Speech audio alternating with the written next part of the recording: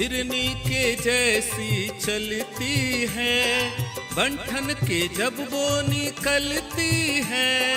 हिरनी के जैसी चलती है, आहें हर कोई भरता है।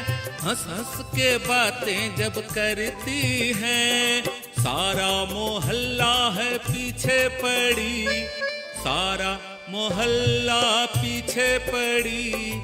मेरी पड़ोसन है फुलझड़ी, सामने की खिड़की में रहती है। लगता है जैसे बुलाती है, छत पर जब बाल सुखाती है। लगता है जैसे बुलाती है, साड़ी का पल्लू लहरा कर कांधे से जब वो लगाती है। तीर कलेजे पर है चली, तीर कलेजे पर है चली। मेरी पड़ोसन है फुलझड़ी, सामने की खिड़की पर रहती खड़ी।